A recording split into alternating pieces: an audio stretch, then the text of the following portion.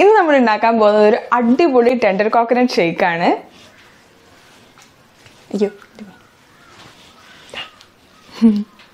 ഇതാ നമ്മുടെ tender coconut. ഇത് ഞാനിപ്പോൾ ഫ്രിഡ്ജിൽ നിന്ന് എടുത്തതാണ്. ഇപ്പൊ ഭയങ്കര ചൂടല്ലേ, അപ്പൊ ഈ സമയത്ത് ടെൻഡർ കോക്കനട്ട് ഷേക്ക് കുടിക്കുന്ന സമയം നല്ല സുഖമായിരിക്കും. അപ്പൊ നമുക്ക് ടെൻഡർ കോക്കനട്ട് ഷേക്ക് ഉണ്ടാക്കാം. അപ്പൊ നമുക്ക് ഇതിന്റെ വെള്ളം ഒരു ജഗ്ഗിലേക്ക് ഒഴിച്ചു കൊടുക്കാം.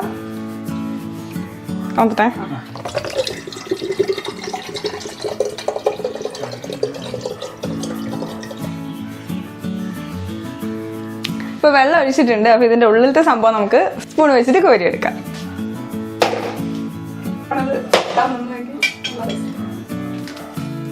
2 ടേബിൾ സ്പൂൺ പഞ്ചസാര നമുക്ക് ഇട്ട് കൊടുക്കാം.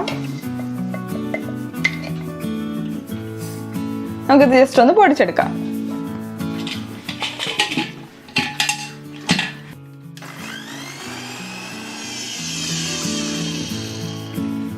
നമ്മൾ പൊടിച്ചെടുത്തിട്ടുണ്ട്.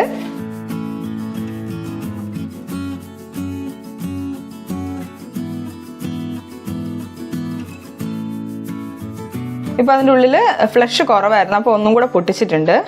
അതിന്റെ ഫ്ലഷ് മാത്രം എടുക്കുന്നുള്ളൂ, വെള്ളം എടുക്കുന്നില്ല. നമ്മളിതിൽ 1/2 കപ്പും കുറച്ചുകൂടെയും ഫ്ലഷ് ഇട്ടിട്ടുണ്ട്. അത് മതി. ഇനി നമുക്ക് ഇതിലേക്ക് ഒരു 2 ടേബിൾ സ്പൂൺ മിൽക്ക് മെയ്ഡ് ഒഴിച്ചു കൊടുക്കാം. ഇത് നമുക്കൊന്ന് അടിച്ചെടുക്കാം.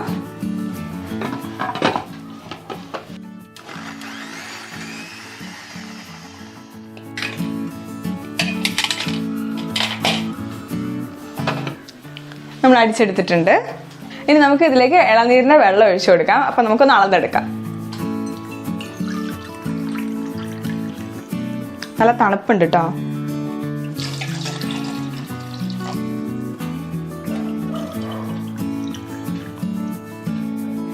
ഇപ്പൊ ഒരു 1.25 കപ്പ് കിട്ടിയിട്ടുണ്ട്. ഇനി ഒരു 5-6 ഐസ് ക്യൂബ് ഇട്ട് കൊടുക്കുകയാണ്. ഒരു 1/2 കപ്പൊക്കെ വരും. ഇനി നമുക്ക് ഒരു സാധനം കൂടെ ഇട്ട് കൊടുക്കാനുണ്ട്. 2 സ്കൂപ്പ് ഐസ്ക്രീം ഇട്ട് കൊടുക്കാം.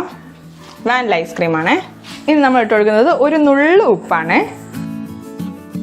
ഇനി നമുക്ക് നന്നായിട്ടൊന്ന് അടിച്ചെടുക്കാം.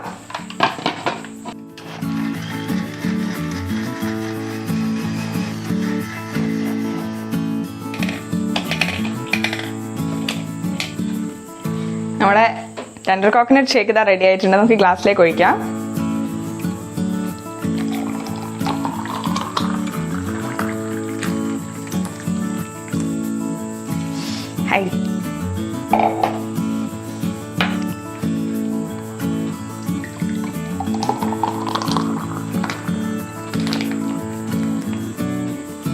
രണ്ട് ഗ്ലാസ് കുറച്ചുകൂടി ഉണ്ട് കേട്ടോ.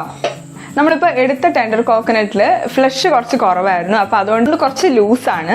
നല്ല തിക്കായിട്ടുള്ള ഷേക്ക് കിട്ടണമെങ്കിൽ നല്ലോണം ഫ്ലഷ് ഉള്ള ടെൻഡർ കോക്കനട്ട് എടുത്താൽ മതി. ബാക്കി എല്ലാ ഇൻഗ്രീഡിയൻസും ഇതുപോലെ തന്നെ എടുത്താൽ ടേസ്റ്റ് ഒക്കെ സെയിം ആയിരിക്കും. ഇനി നമുക്കിത് ടേസ്റ്റ് ചെയ്ത് നോക്കാം. കുടിക്കട്ടെ.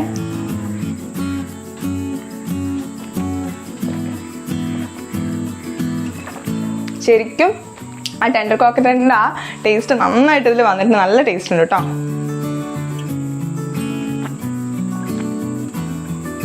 ചൂടത്ത് നല്ല റിഫ്രഷിങ് ഡ്രിങ്ക് ആണ് ശരിക്കും.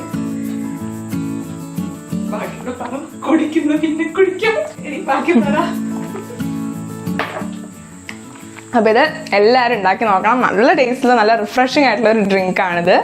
ഇതിൽ നമ്മൾ വേറെ ഫ്ലേവർ ഒന്നും ചേർക്കരുത് കേട്ടോ. ഏലക്ക പൊടിയോ വാനില എസൻസോ അങ്ങനത്തെ ഒന്നും ചേർക്കണ്ട.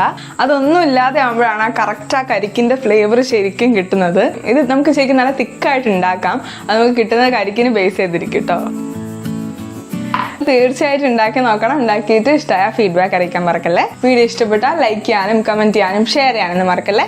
സബ്സ്ക്രൈബ് ചെയ്യാത്തവരുണ്ടെങ്കിൽ ഒന്ന് സബ്സ്ക്രൈബ് ചെയ്തേക്കണേ. അപ്പൊ നമുക്ക് അടുത്ത വീഡിയോയിൽ കാണാം. അതുവരെയും stay happy, stay positive. By.